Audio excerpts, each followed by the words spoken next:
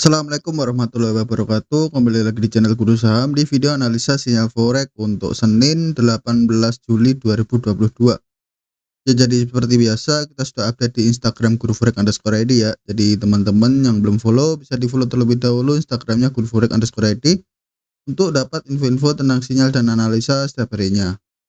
Nah, jadi untuk hari ini kita sudah ada dua analisa di sini, sudah ada analisa intraday dan swing ya tentunya. Jadi di sini yang untuk intraday itu di GBP USD dan untuk swingnya di Euro Swiss franc ya. Oke, untuk Euro Swiss franc-nya sendiri ini kita analisa dari time frame H1 hingga weekly. Kita ambil posisi buy di sini karena kita sudah lihat adanya sebuah konfirmasi rebound ya dari weekly support trendline-nya ya dengan konfirmasi change karakter ya di time frame H1, H4. Terus di sini untuk GBP USD kita analisa dari time frame M5 hingga H4, kita ambil posisinya sell karena kita lihat ada imbalance area ya atau FVG ya, fair value gap, dan ada liquidity juga di dekat-dekat situ. Jadi kita masih ikut tren tren mayornya ya, yang mana trennya GBP USD masih bearish ya teman-teman.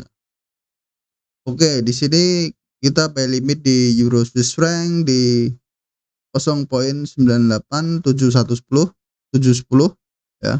Kemudian stop loss di 0,98338, kemudian TP-nya di 1,03704. Lalu untuk resiko loss per 0,01 lotnya sekitar $3,93 ya. Risk and reward 1/13, lalu expirednya sampai 18 Agustus 2022. Ya jadi kira-kira 1 bulan gitu ya.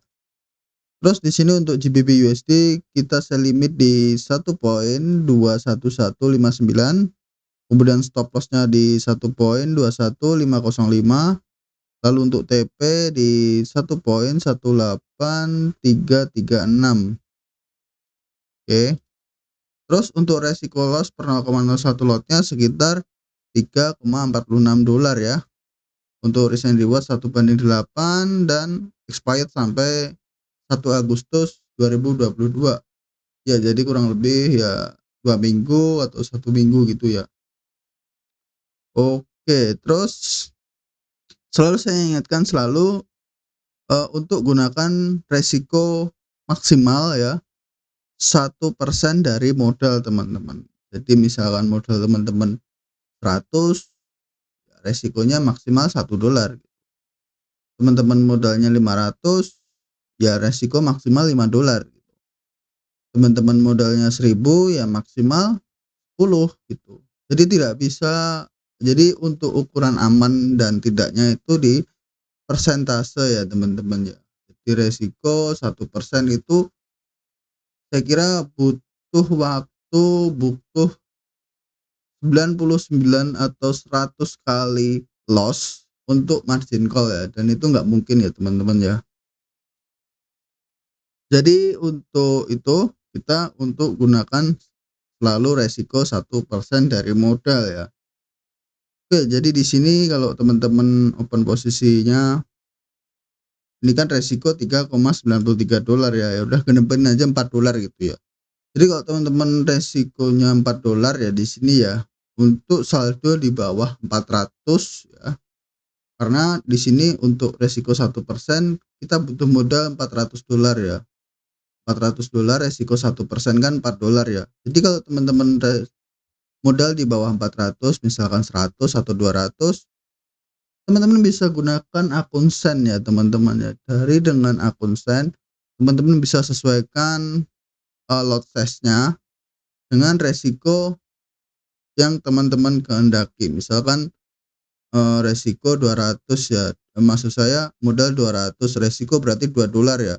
$2 berarti kurang lebih sekitar 0,50 lot di akun Sen ya teman-teman ya. Nah, dengan lot 0,50 itu di akun Sen, teman-teman resikonya tetap $2 ya teman-teman. Jadi kurang lebih seperti itu ya teman-teman. Yang untuk atur money management-nya, risk management-nya. Terus di sini kita juga bisa lakukan partial profit taking ya, karena di sini jarak antara entry ke TP cukup jauh 1/13, 1/8. Kita bisa lakukan TP parsial ketika harga sudah running profit di risk and reward 1/2. Risk and reward itu maksudnya jadi resikonya ini dengan rewardnya ini kan 1/13 ya, berarti resikonya 3,93, kemudian rewardnya 13, itu maksudnya 13 kali dari jumlah resikonya. Jadi misalkan resiko risk and reward 1/2, ya berarti kita sudah running profit 2 kali lipat daripada resikonya gitu. Kalau risk and reward 1/13 berarti kita sudah profit 13 kali lipat daripada resikonya gitu. Kurang lebih seperti itu. Jadi di sini untuk TP parsial itu kalau teman-teman open posisinya 0,01 lot nggak bisa ya. Jadi teman-teman di sini yang open posisinya lebih dari 0,01 lot. Misalkan 0,04 lot, 0,05 lot gitu. Dengan 0,05 lot kita bisa TP parsial sebagian ya. Jadi dari 0,05 lot kita bisa TP parsial 0,01 atau 0,02 lot dulu. Jadi kita masih sisa lot 0,03 lot. Jadi kita bisa TP parsial di risk and reward 1/1 atau 1/2 gitu. Kita bisa TP setengah dulu ya, amankan sebagian profit kita. Terus kita juga bisa mengurangi risiko ya, terutama ya, dan mengamankan keuntungan. Jadi mengurangi risiko di sini kita juga bisa gunakan stop loss di entry. Jadi ketika kita sudah TP parsial ya, di risk and reward 1/2, kita juga bisa adjust, kita edit di sini. Nah, di sini kan ada resiko, ada stop loss-nya di sini ya, di 0,98338. Ini kita bisa edit, kita samain dengan entry di sini. Jadi ketika harga sudah tidak sesuai dengan analisa atau sudah berbalik arah, tidak sejalan lagi dengan analisa awal gitu, terus menyentuh stop loss di entry, kita tidak rugi apapun.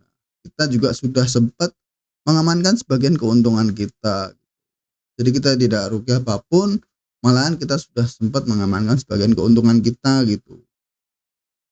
Oke, kurang lebih seperti itu ya teman-teman ya, untuk penjelasan kita di sini. Terus untuk analisanya bisa swipe kanan aja di sini. Di sini ada Euro Swiss franc di time frame weekly, kemudian ada GBP USD ya. Ini di time frame H4. Oke, lalu kita like dulu seperti biasa, terus kita bisa analisa terlebih dahulu dari Euro Swiss franc.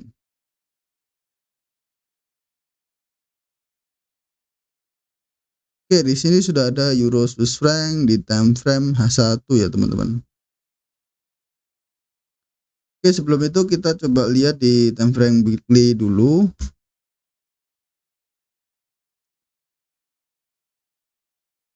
Jadi di time frame weekly ini kalau teman-teman perhatikan, harga sudah masih bearish ya ini ya di time frame weekly-nya.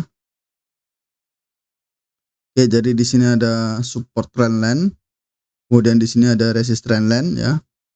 Ini resist trendline dan ini support trendline ya, yang terbentuk di sini berarti sebuah channel bearish ya teman-teman ya. Dan di sini kalau kita perhatikan, saya ada tandai di sini FVG H2. Berarti di sini ada area fair value gap H2 yang di time frame H2 yang sudah terisi ya teman-teman.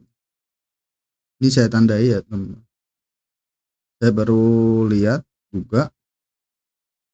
Ini kalau kita tarik ke sini ya teman-teman, time frame H2-nya. Oke. Kita coba cek.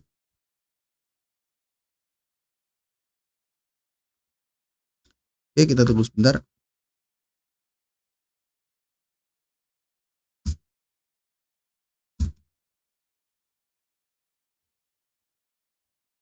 Ternyata nggak bisa teman-teman. Oke, jadi langsung aja di sini ya. Pokoknya di sini udah saya tandai, lalu di area itu tadi, kita sudah mengisi di area FVG H2. Terus di sini kalau di time frame H1 atau H4, kita ke H1 dulu.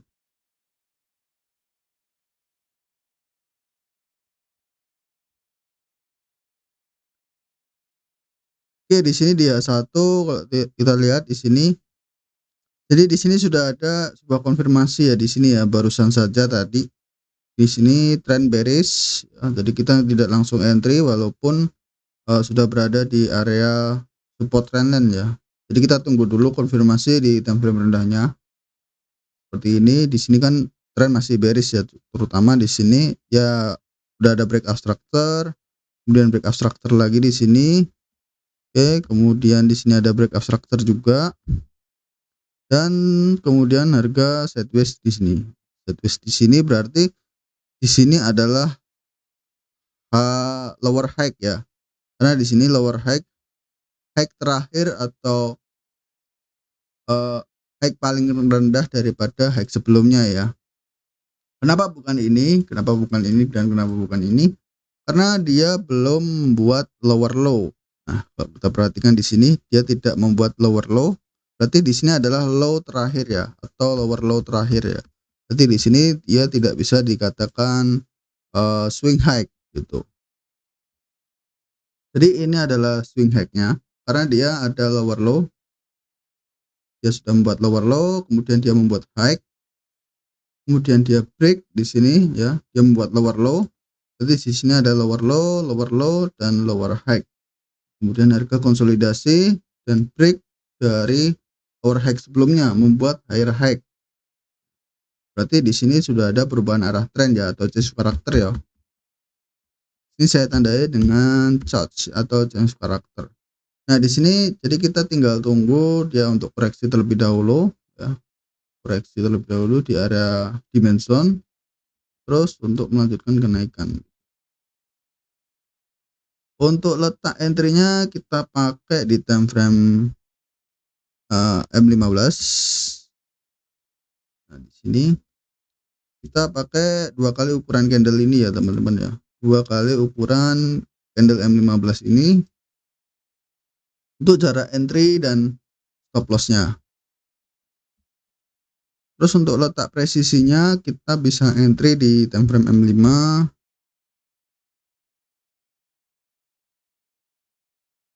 Nah, di sini ada area konsolidasi ya teman-teman, kalau kita perhatikan. Sini juga ada area FVG ya teman-teman. Jadi kita pakai di atas area FVG persis karena mungkin ada keterbatasan spread juga ya teman-teman ya. Kalau ditaruh terlalu mepet di sini barangkali tidak tersentuh sama sekali ya buy limit kita ya. Oke, kita coba lihat di time frame M1. Nah, di sini kan kelihatan ya jelas ya. Ada area konsolidasi di sini ya teman-teman.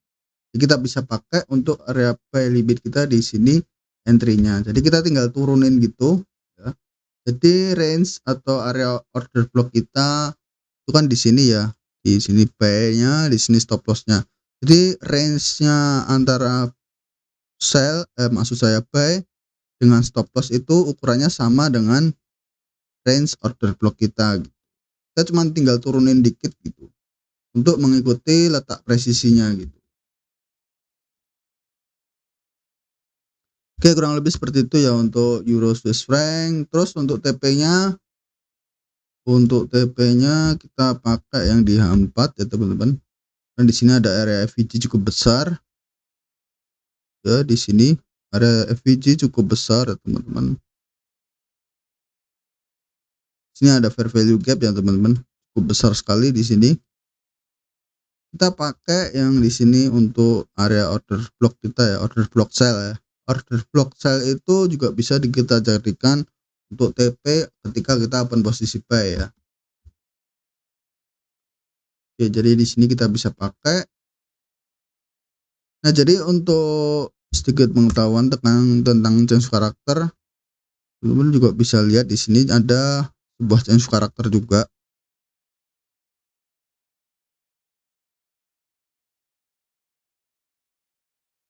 Oke, di sini kalau change karakter di sini kita bisa perhatikan di sini ada break structure menandakan kalau market sedang uptrend ya. Kemudian di sini ada break structure juga, lalu di sini ada low ya, low dan low dan low. Di sini ada eee, higher low higher low higher low, dan harga break menembus 2 kali higher low di sini ya. Kemudian di sini membuat equal low ya, artinya kita lihat dia sudah membuat, eee, lower low di sini. Kemudian harga konsolidasi, retest masuk ke area order block di sini ya, di candle bullish terakhir di sini ya. Harga masuk di sini dan kemudian drop, oke. Dan saat mau drop pun dia juga membuat, semacam konfirmasi juga di sini ya. Jadi di sini kan dia sudah breakout structure dari area liquidity-nya dan membuat higher high, kemudian harga drop, break dari higher low-nya, membuat lower low, retest dulu baru drop. Kurang lebih seperti itu ya untuk penjelasan change karakternya atau market structure-nya ya. Jadi kurang lebih hampir sama ya, semoga seperti itu. Oke, terus kita juga bisa lanjut ke GBP USD karena kita juga ada GBP USD. Oke, untuk GBP USD sendiri kalau kita perhatikan kita ikut tren di sini ya untuk tren bearish-nya di GBP USD. Tren masih bearish. Nah, di sini ada change karakternya di time frame daily dan di sini kan di time frame 4 ya kita ya. Oke, terus di sini kita coba ke time frame H1. Di time frame H1 sendiri kalau kita perhatikan di sini ada equal structure atau equal high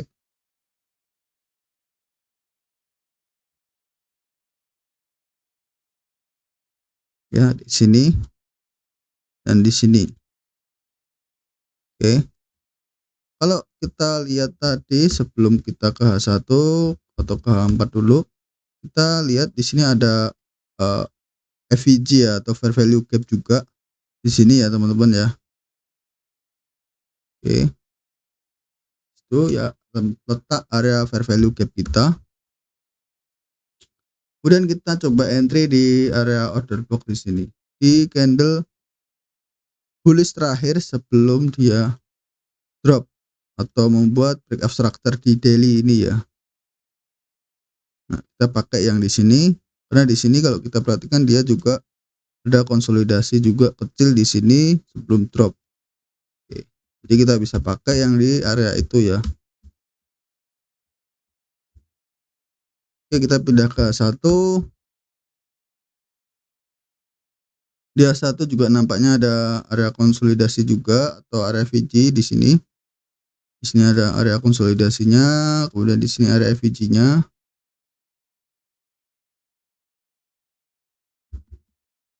Kita pakai order blocknya lebih presisi ke time frame H1 ya teman-teman ya di sini.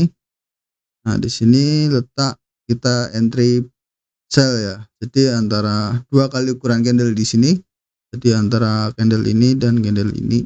Ya, satu candle ini, satu candle bullish ini, dua kali ukurannya. Jadi di sini sell-nya, di sini stop loss-nya.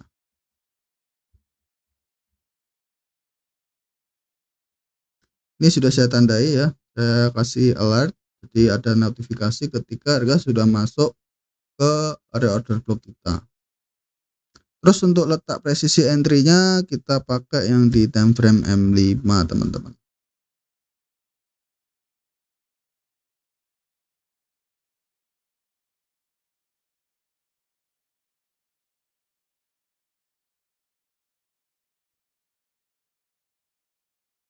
Ya di sini ya di ukuran di setengah kali candle ini kita pakai yang di sini.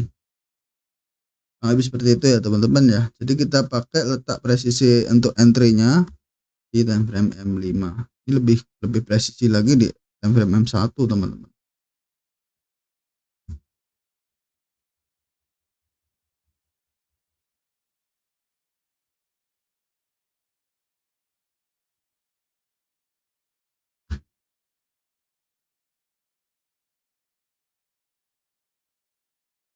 Nah, kurang lebih di sini ya teman-teman ya. Jadi untuk kita entry di time frame M1 ini ya, di bearish pin bar-nya ini. Nah, walaupun ini candle bullish, itu udah konfirmasi untuk bearish ya teman-teman ya. Terus di sini juga ada area FVG, oke, di M1-nya. Jadi kita bisa pakai di area itu. Oke, harga sekarang sedang menuju ke atas atau bullish.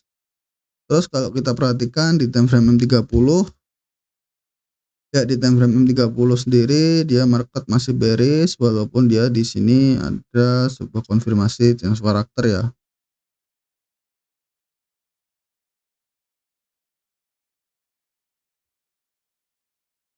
Oke.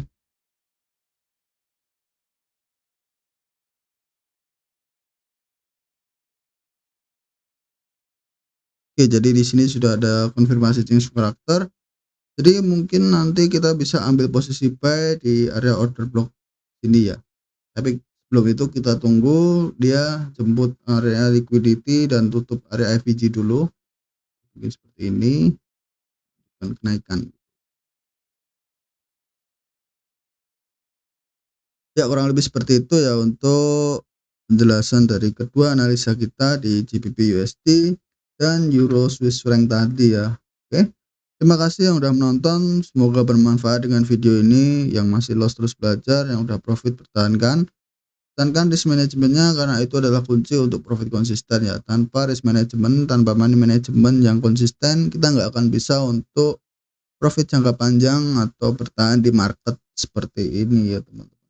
Oke, ikuti terus analisa sinyal forex di video-video selanjutnya. Jadi jangan lupa subscribe agar tidak ketinggalan update video berikutnya. Oke, assalamualaikum warahmatullahi wabarakatuh.